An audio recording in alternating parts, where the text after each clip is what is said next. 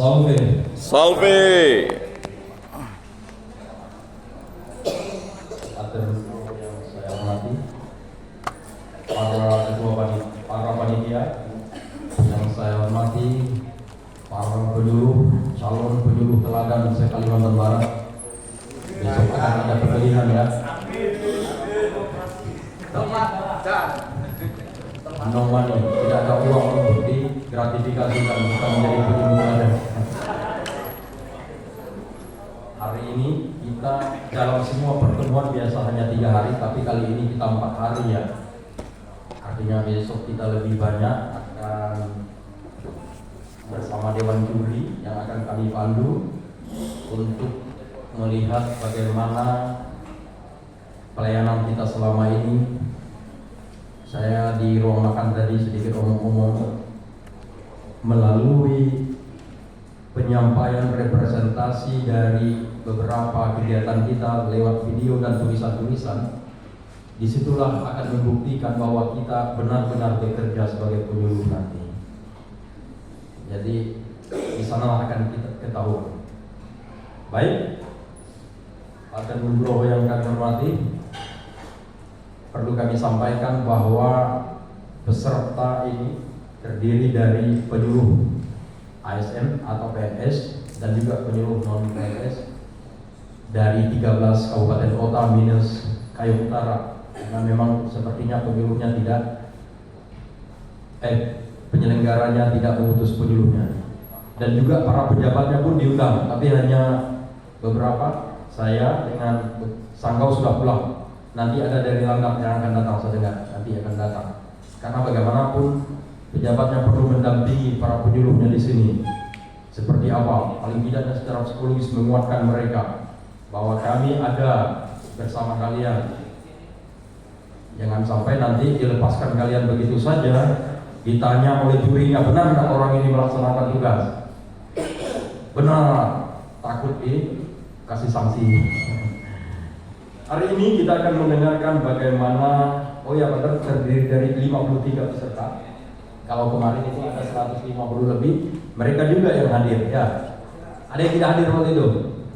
Ada? Oh ada ya. Nah, sekarang hadir, beruntunglah bahwa pada saat kehadirannya ini justru menjadi waktu untuk memilih siapa kalian yang terbaik nanti. Nah, hari ini kita akan mendengarkan paparan lengkap, paparan yang luar biasa yang disampaikan oleh Pak Nugroho terkait dengan pendekatan konseling pastoral, teknik dan praktik dalam bimbingan spiritual. Seperti apa itu nanti? Waktu sepenuhnya kami serahkan kepada Pak Nugroho. Silakan Pak. Selamat pagi. Pagi. Saya lupa tahunnya, tetapi ada pernah yang menjadi pemenang dari penyuluh terbaik itu dari Jawa Timur. Kalau nggak keliru, suster juga. Nah, suster ini sepupu saya. Suster HKR Hermanas Karmelitas. Dia masuk menjadi suster HKR pada saat saya masih diakon. Lalu setelah setelah kalau perdana saya tahbisan gitu, seingat saya. Lalu saya juga misa perdana di novisiat HKR itu, Hermanas Karmelitas. Nah, sehingga pada waktu itu kami cukup dekat ya, saya dengan beberapa suster, termasuk juga suster salah satu dari pembina itu yang kemudian menjadi jenderalnya HKR. Nah, ketika saya di IPI tahun 2019 saya balik ke Amerika, lalu kemudian mengajar di IPI, Institut Pastoral Indonesia, IP, ya. Lalu sepupu saya ini berapa tahun terakhir mengerjakan skripsi di IPI pada waktu itu. Lalu lulus, kerja di Banyuwangi. Nah, maka saya tidak asing dengan ini karena suku saya ini sangat dekat dengan saya. Tadi malam pun dia kontak saya ingin saya bercerita tentang space conduit. Tuh, bayangkan. Dan sepupu saya ini agak gimana gitu. Apa sih maksudnya harapan yang tak mengecewakan itu? Ini ada apa namanya ya? Eksortasinya Paus Fransiskus tentang harapan yang tak mengecewakan. Nah, bagi kita yang mau sedikit ya belajar pastoral counseling, belajar konseling, yang utama Qur'an Marum, penyelamatan jiwa-jiwa, membantu siapapun yang berada di sekitar kita untuk menghidupi hidupnya. Kalau Sprite itu bikin hidup lebih hidup, maka tidak salah. Setiap kita yang belajar apapun itu ditantang untuk menjadi leader, menjadi pemimpin. Tidak hanya sekedar diam menunggu perintah lalu kemudian melaksanakan perintah, tidak sekedar itu, tetapi kemudian apa ya yang saya bisa kerjakan untuk siapapun di sekitar kita yang memerlukan apapun. Nah, ini. Maka ketika kita bertemu dengan seseorang lalu kemudian seseorang itu termenung memandangi gelas lalu kemudian ketawa sendiri, kita tanya, selamat pagi, bagaimana kabarnya? Luar biasa. Dari mana? Kerja di mana? Gimana? Kerja di situ enak kan? Apa yang paling enak?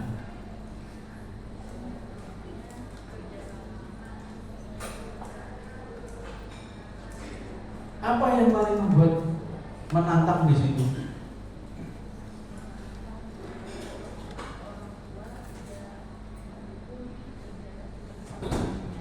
Apakah bahagia di situ? Nah, bertanya itu membuat inspirasi muncul. Tetapi bertanya tidak sekedar bertanya, tapi bertanya yang kemudian membangkitkan inspirasi. Nah, inilah yang kita kerjakan dengan namanya konseling. Secara sederhananya begitu. Apapun juga, maka saya sharing saja. Saya sebetulnya menyiapkan 3 bahan, 1, 2, dan 3. 3-3-nya itu sebetulnya namanya ujung tombak ya. Namanya juga ujung tombak itu pasti kecil, lalu bisa menjadi bekal untuk sepanjang segala abad. Iya. Mantap. Kalau saya ngajar konseling, saya tidak memberi banyak teori, tetapi begini, teori apapun itu berangkat dari realitas pengalaman, lalu kemudian dibekukan dengan refleksi. Dari refleksi itu kemudian bisa juga disempurnakan dengan tambahan-tambahan teori baru.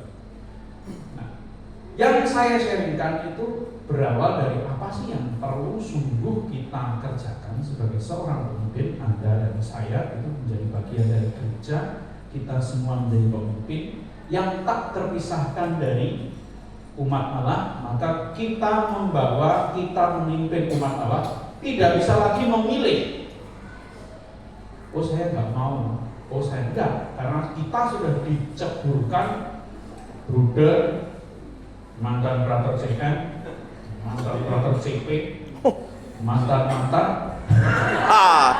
Nah, ini kita sudah dijempurkan di tempat ini dan kemudian apa ya yang bisa kita kerjakan untuk memaksimalkan lingkungan kita tumbuh, berkembang, lalu kemudian melayani.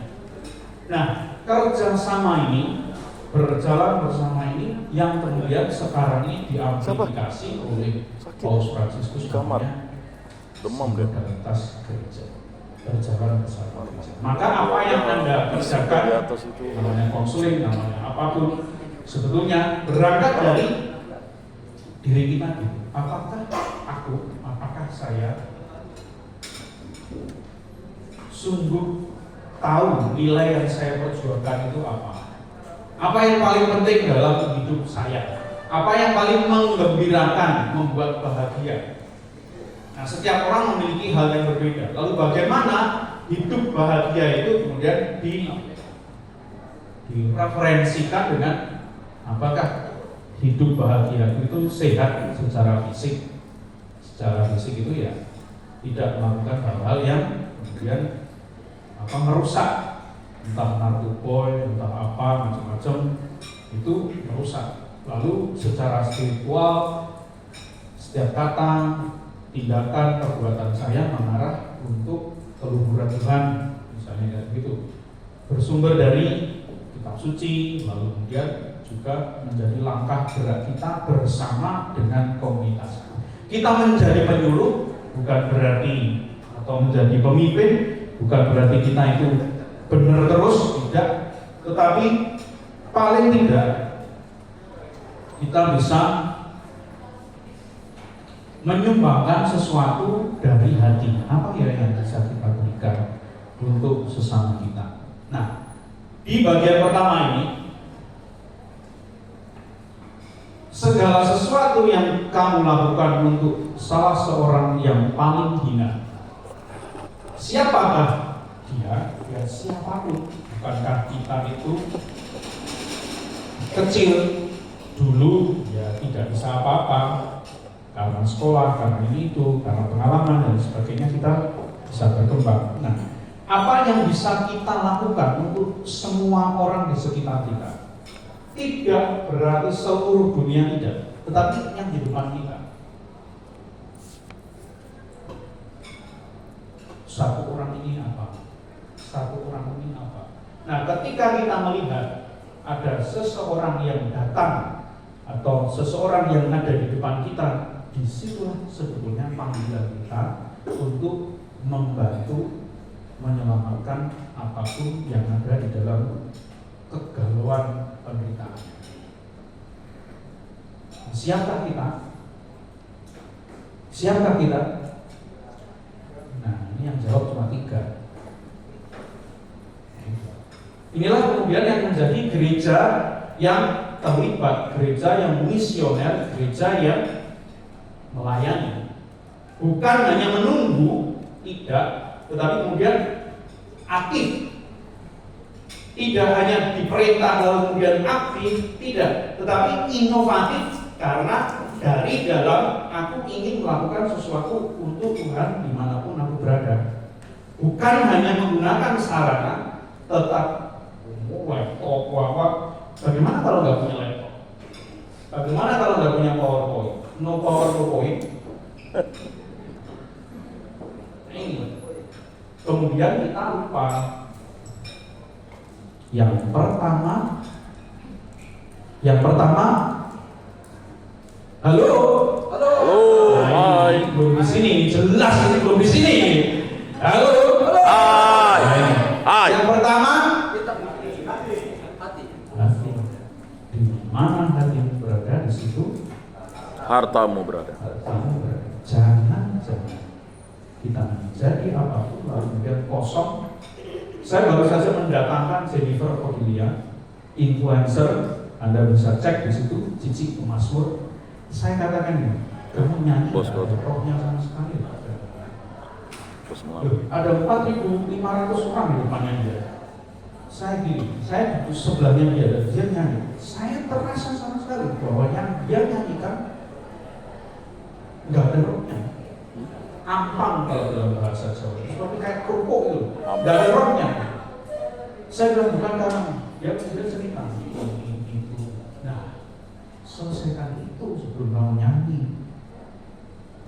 Nah ini yang kemudian, Jennifer, kamu perlu menggarap rohnya dulu. Nah, seringkali kita lupa untuk menggarap rohnya ini dulu.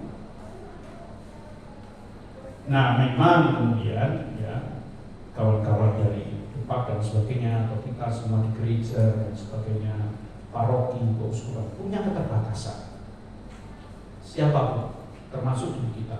Diri kita pun punya persoalan. Nah, bagaimana supaya paling tidak ketika kita ini pastoral counseling itu membagikan hidup kita untuk orang lain. Yang paling utama, yang sungguh-sungguh menjadi poin sharing itu yang tidak bisa terbeli, yang tidak bisa tergantikan, yang tidak tidak bisa dinilai dengan uang. Waktu namanya. Sama. Waktu inilah yang tidak boleh dibuang begitu saja. Nah, inilah yang kemudian kita memanfaatkan apa yang paling krusial dalam hidup kita, namanya waktu, untuk sebesar-besarnya kerajaan Allah. Nah, ini yang kemudian di titik tertentu ya menjadikan kita itu masuk dalam film namanya The Mission, menjadi suara bagi siapapun yang tak bersuara. Next. Nah, di sini menjadi jelas ketika kita saya bersyukur saya belajar human development, tetapi ketika saya belajar human development, konseling positif ya, positif psychology namanya. Positif psychology itu berbeda dengan klinis. Kalau clinician itu mencari patologi, tetapi saya tidak berurusan dengan patologi. Saya berurusan dengan how to become the best that we can. Apa yang bisa kita kerjakan membuat anak dengan apapun kemampuannya menjadi yang terbaik hari ini, step by step. Mulai dari anak, katakanlah, bahkan sebetulnya prenatal itu sebelum kelahiran, ibu, bapak, ibu-ibu yang punya sepupu atau anak, coba dites. Ibu hamil itu, setiap ibu hamil, fetus itu bisa diajak komunikasi. Halo, selamat pagi. Ketika nanti anak itu lahir, anak itu dengan saya seperti kenal. Sudah. Nah, nanti bahkan ya, kalau kemudian di gerontologi itu ilmu lansia, ya, bahkan yang terbaring yang kelihatannya hanya Oma, selamat pagi. Berdoa ya.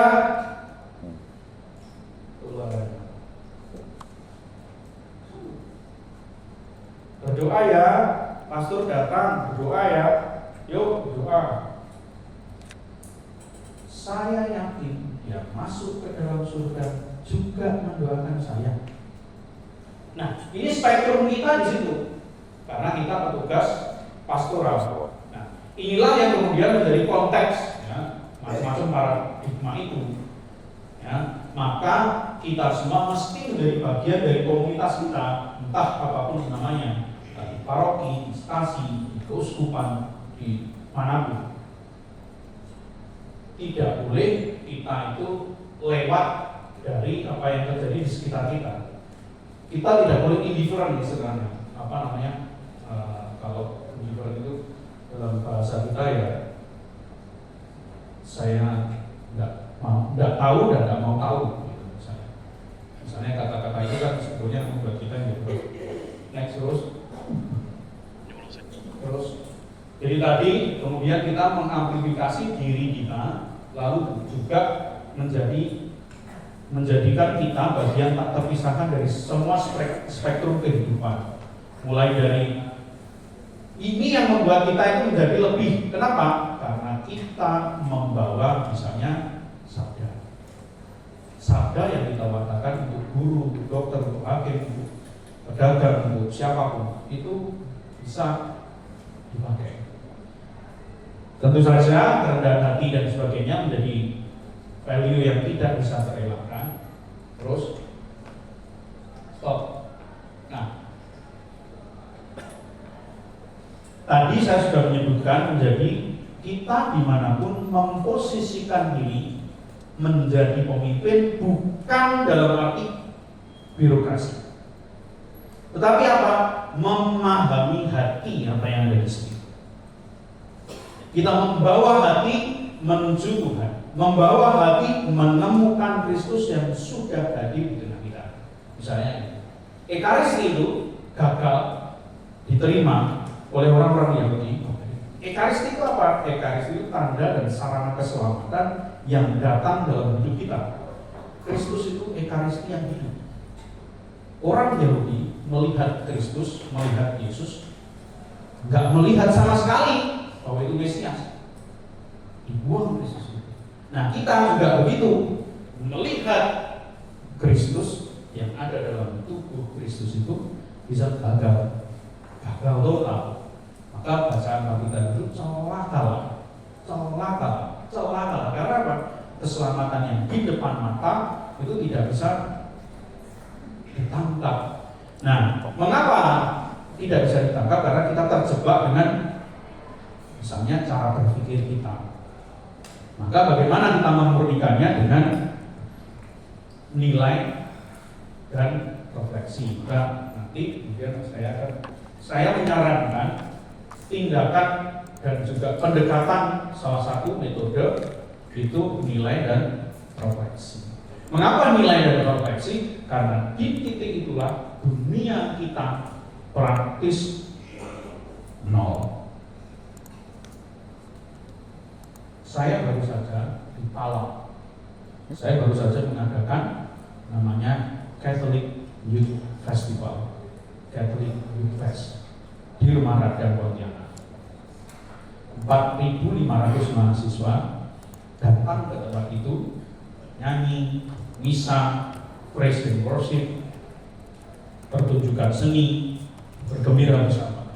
Di tengah hujan pun mereka tetap pakai jas hujan itu. Apalagi ketika suster SMIC nyanyi, wah, mereka bergembira. Nah, tetapi yang terjadi, petugas keamanan datang minta duit. Petugas keamanan juga datang.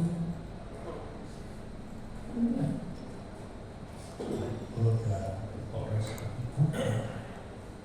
Katolik juga, umat kita juga. Itu yang paling menyakitkan bagi saya. Ini value, nilai, dan kemudian refleksi, inilah yang bisa menjadi penerang kita dalam hidup. Yang praktis dunia kita, saya tadi mengatakannya, bisa jadi juga nol. Seperti yang terjadi dalam zaman Yesus itu, gagal melihat keselamatan. Ada bapak-bapak keamanan yang memaki mahasiswa. Memaki mahasiswa karena apa? Kami semua makan nasi kuning.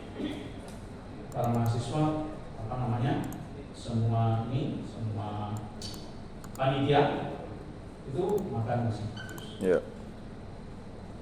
Kita diberi, ini pengalaman traumatis bagi yang memberi kami. Yang di depan itu anak-anak semester 1 baru TS atau malah akan TS, antar itu.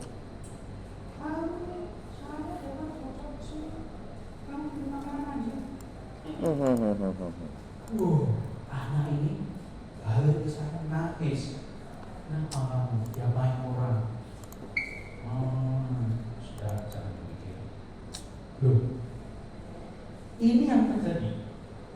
Nah, penderitaan di sekitar kita ini tadi hanya contoh sedikit saja, banyak sekali. Mulai dari perkawinan, mulai dari macam-macam, mulai dari ini itu, banyak sekali. Nah, kita hadir di titik tertentu, memahami, mendengarkan, syukur-syukur menyembuhkan. Seringkali saya justru tidak bisa memberikan solusi. Solusinya apa? Justru datang dari ketika dialog itu muncul bertanya, mendengar, dan mereka yang datang menemukan sendiri solusinya yang memuatkan. Anehnya, dikira saya yang psikolog. Padahal mereka sendiri yang datang dan menyembuhkan dirinya. Apakah selalu sembuh? Ya enggak, yang lebih parah juga ada. Nah, itu. Nah, disinilah kita kemudian, jadi ibu bapak sekalian, kita sekaligus dipanggil untuk menjadi bagian hati dari komunitas. Terus, stop. Yang kedua, kita menjadi bagian integral ya dari proses konseling. Siapakah yang perlu sembuh dahulu? Siapakah yang perlu memurnikan hidup kita dahulu? Ya kita sendiri. Bagaimana caranya? Yang paling mudah adalah setiap langkah kita menjadi semakin hari semakin lebih baik. Kita bisa bertanya pada diri kita, apa ya membuat saya semakin sehat? Saya diolok sama itu yang pura-pura baca WhatsApp itu. Nah itu mamanya Tim itu. Nah, Pura-pura. mamanya Tim ini Romo diet ya? Bukan diet, sakit. Saya bilang gitu. Kenapa? Gula saya 380. Tinggi. Tapi kan nggak perlu harus diomongkan, ya kan?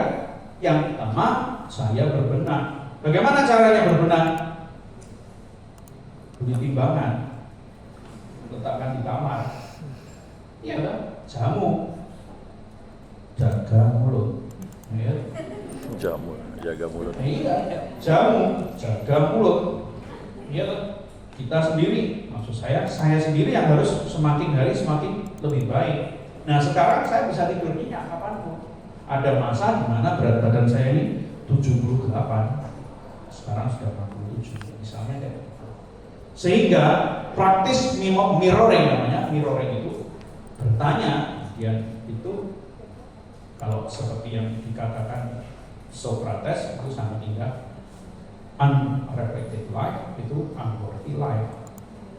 Hidup yang tidak direfleksikan dengan baik itu tidak layak untuk dihidupi. Sehingga kita bisa tanya setiap hari apa yang bisa selalu. Termasuk juga pada sekitar kita, entah anak, entah pasangan, entah teman, entah sahabat, entah mahasiswa, entah Romo Puji. 2 kali Romo Puji itu masuk rumah sakit setiap ulang tahun. Alhamdulillah. Yang misa ya saya 4 kali misa, 5 kali misa, aduh repot. Saya gitu. Bagaimana membantu? Ngomong provinsial telepon, nggak bisa kalau 3 orang, misalnya gitu. Nah, menjadi bagian dari tadi integral dari proses kehidupan, maka kita juga bisa begini, bisa detach namanya, menghindar, memberi jarak supaya orang yang ngobrol dengan kita tidak tergantung. Kita membawa, ayo hidupmu seperti apa. Next itu komunitas berdoa. Maka siapa yang perlu berdoa ya kita sendiri dulu. Bagaimana berdoanya? Ya rosario misalnya kayak gitu. Kalau Yohanes Paulus kedua itu kan setiap hari berdoa rosario itu setiap hari bertemu Kristus. Nah, ini kan jadi kekuatan ya. Kemudian ketika kita mencintai Tuhan, mencintai sesama, lalu tumbuhlah pelayanan. Kita menjadi satu keluarga iman dimanapun. Satu keluarga iman itu bagaimana? Ya saya ketemu Bang Ambrosi menjadi satu keluarga, menjadi dengan siapapun, dengan Sumanto, Suminto. Nah, dari Melawi ya. Nah, misalnya, ya saya menjadi saudara dimanapun saya Ambrosi. saya menjadi saudara Apa? orang lain. Maka koinonia, diakonia, liturgia, Maria, materia, kerikma itu hidup dari dalam hati. Itu next. Nah, kemudian tadi kegembalaan pastoral, pastor itu artinya gembala, penggembalaan itu menjadi bagian dari hidup kita karena kita tidak lepas dari semua yang ada. Nah, maka dasar ini menjadi dasar hidup sebetulnya, bukan hanya sekedar dasar konseling, tetapi dasar pastoral dan dasar. Dari sini dulu, 1 menit, ada persoalan? Ya. Oh,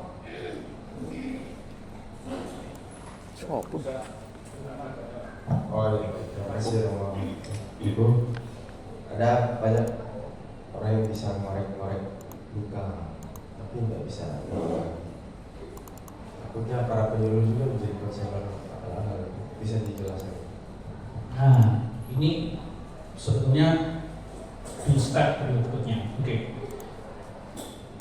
Saya belajar menjadi konselor itu sejauh saya tidak sadar bahwa saya menjadi konselor.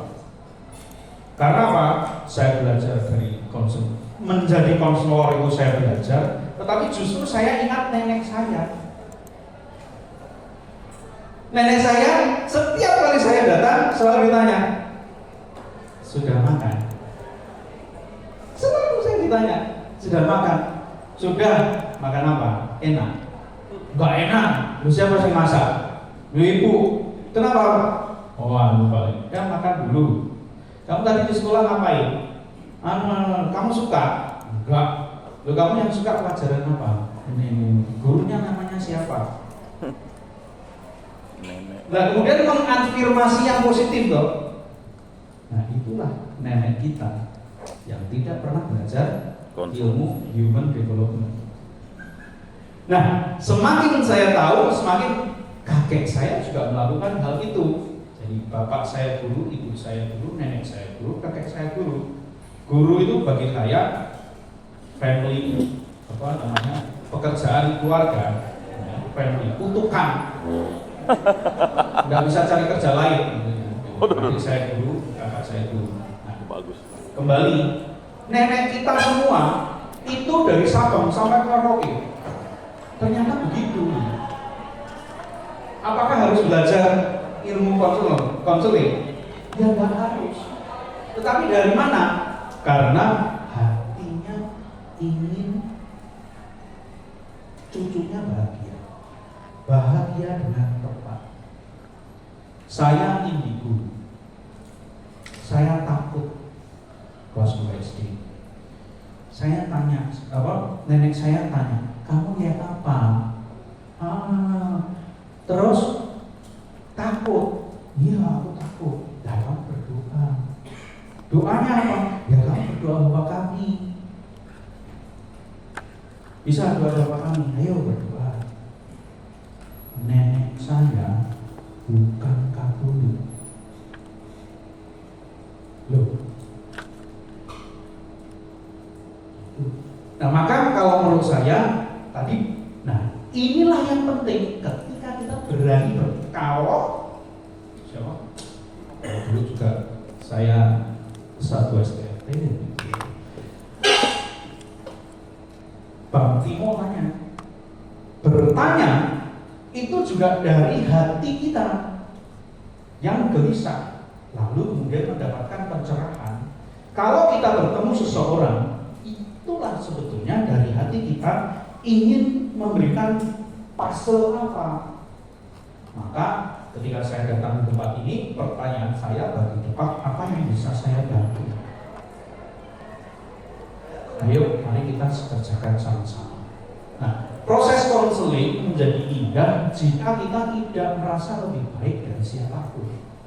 Anak-anak, orang tua, kita saling belajar karena kita pemimpin umat. Pemimpin umat itu pasti ditanyai.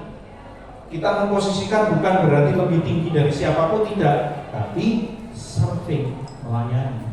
Apa yang bisa kita bantu di tempat itu, prestasi di lingkungan, di yayasan, ada ketua yayasan,